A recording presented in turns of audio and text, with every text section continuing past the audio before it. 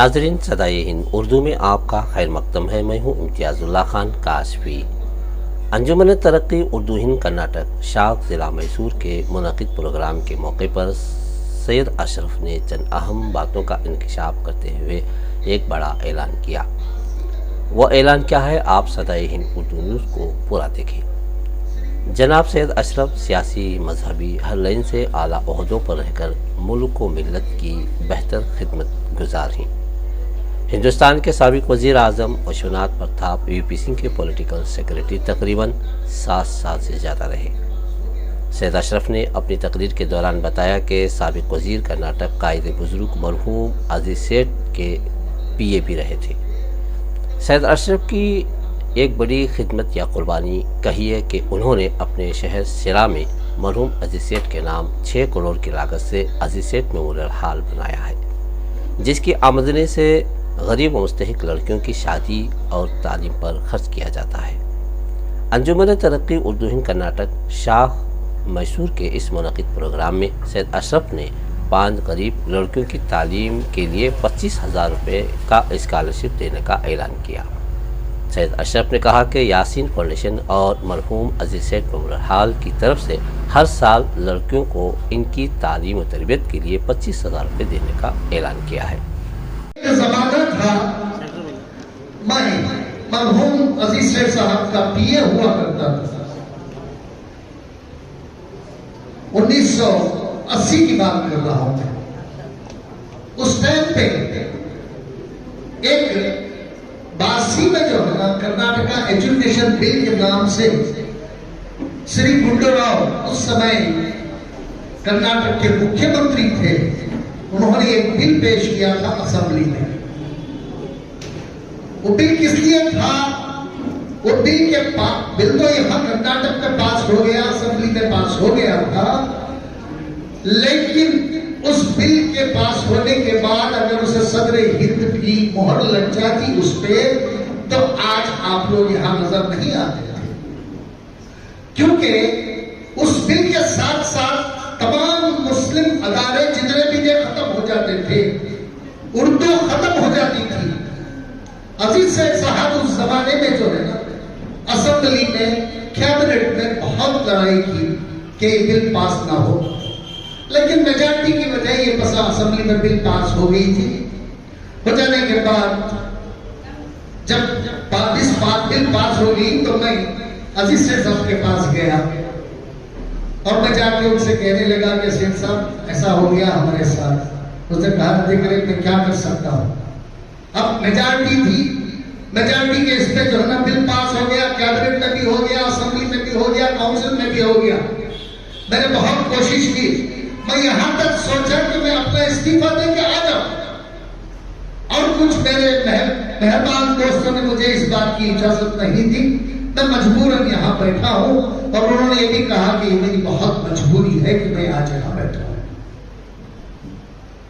और किसी एक साहब ने उनसे एक सवाल किया तो इतना गुस्सा हो गया और कहने लगे, अरे देख बेवकूफ, क्या बोल रहा है तू मुझे? कुर्सियां के पीछे में कभी भागा नहीं है, कुर्सियां मेरे पीछे भाग के आती। ये उनका जवाब था उसका। उसके बाद मैं वहां बैठा हुआ था, फिर मुझसे कहने लगे कि मैं क्या कर सकता हूं। मैंने कहा, मुझसे मैंने इजाजत तलब की। मैंने कहा कि मैं इसे कुछ, अगर आप इजाजत दें तो मैं इसके लिए कुछ करूंगा। तो मुझसे मुस्कुरा के कहने लगे, अरे दीवाने, मैं क्या भी नहीं कर, तू क्या नहीं कर सकता है? मैं क्या भी नहीं कर सका, मंत्री होके वजीर होके मैं कुछ नहीं कर सका, लेकिन तू क्या करेगा? मैंने कहा इजाजत तो दीजिए मुझे। तो उन्होंने मुझे इजाजत दी। और उस जमाने में एक तंजीम थी कराटा, आज भी वो तंजीम है, कराटा तंजीम थी। उसके सदर थे जनाब अब्दुल रशीद साहब, मैं उस जमाने की बात कर रहा हूं। और उसके जनरल सेक्रेटरी थे अब्दुल अलीम साहब, और अब्दुल अलीम अलमीन थे। उसके बाद एक और साहब थे डॉक्टर खान, अभी हाल ही में उनका इंतकाल हो गया। एक और एजुकेशन डिपार्टमेंट से ताल्लुक था उनका नाम था हफीजुल्लाह शरीफ साहब, एडवोकेट बशीर साहब, और हमारे मरहूम राज इम्तियाज साहब जो एडिटर सालार के रहे और एडिटर पासबान के भी रहे, इनके एक डेलीगेशन को लेकर मैं दिल्ली गया। उस जमाने में मोहतरमा इंदिरा गांधी जी हिंदुस्तान की प्राइम मिनिस्टर थी, हिंदुस्तान की वजीर आजम थी, और वहां FM खान साहब भी हुआ करते थे उस जमाने में। पहले हम लोग उनके घर गए, FM खान साहब से हमने गुजारिश की कि इंदिरा गांधी का हमें वक्त दिला दीजिए। उन्होंने कहा नहीं, इतनी आसानी से इंदिरा गांधी से आप लोग नहीं मिल सकते, आप कुछ जो है ना आप मेमोरेंडम दे दीजिए, मैं इंदिरा गांधी जी तक पहुंचा दूंगा। फिर मेरे एक दोस्त मस्जिद के साथ काम भी किया, जिस देश के प्रधानमंत्री भी रहे उनके साथ मैंने काम भी किया, श्री VP सिंह जी, मैं उनके पास गया। उस जमाने में वो वजीर ममलकत हुआ करते थे इंदिरा जी के कैबिनेट में। इत्तेफाक से मेरी उनकी अच्छी दोस्ती थी उस जमाने में। जब मैं जाके उनसे गुजारिश की तो दूसरे दिन सुबह 9 बजे जो है इंदिरा गांधी जी से हम मिलने का हमें मौका मिला। जब इंदिरा जी के पास गया और हम लोग गए, जाके उनको मेमोरेंडम दिए, मेमोरेंडम से कहा, उन्होंने पढ़ा पूरा मेमोरेंडम और उन्होंने कहा कि मैं मेमोरेंडम पढ़ने तक आप चाय पीजिएगा। हम चाय पी रहे थे, मेमोरेंडम उन्होंने पढ़ा तो उन्होंने एक बात कही, मेरी हुकूमत में और कर्नाटक में भी मेरी पार्टी की हुकूमत है, उन्होंने गलती की है। उन्होंने तस्लीम किया, वजीर आजम हिंदुस्तान ने यह तस्लीम किया कि उनकी हुकूमत ने गलती की है वहां। और उन्होंने फौरन कहा यह मेरा मामला नहीं है। उन्होंने कहा अशरफ साहब ये मेरा मामला नहीं है, ये तो सदर हिंद का मामला है, आपको चिंता करने की कोई जरूरत नहीं है, मैं अभी सदर हिंद से बात करूंगी। उस जमाने में सदर हिंद थे जनाब सरदार जी थे, जनाब जैल सिंह साहब। उन्होंने जैल सिंह साहब से बात की और उन्होंने हमारे लिए वक्त मुकर्रर करवाया। उसी दिन शाम को 4 बजे सदर हिंद ने हमें बुलाया। तो फिर हम सदर हिंद के पास गए। सदर हिंद के पास जाने के बाद हमने उनको भी एक मेमोरेंडम की कॉपी दी। तो उन्होंने पढ़ने के बाद कहा कि मैं भी एक उर्दूदान हूं, जब तक मैं यहां हूं उर्दू कभी खत्म नहीं होगी, और मैं उर्दूदान होते हुए मैं ये देख नहीं सकता कि कर्नाटक का उर्दू खत्म हो जाए या हिंदुस्तान से उर्दू मिट जाए। और उन्होंने फौरन हमसे ये कहा कि आपको चिंता करने की जरूरत नहीं है, क्योंकि मैं यहां बैठा हूं, जब तक मेरा दस्तखत इस बिल पर नहीं, यह कानून बन ही नहीं सकता। और उन्होंने कहा कि इसमें मेरे दस्तखत कभी नहीं होंगे। 40 साल की पहले की बात और आज की बात, आज तक ये बिल पास नहीं हुई, इसलिए हम लोग बच गए। इसलिए मैं अजीज शेख साहब को याद कर रहा हूं आज।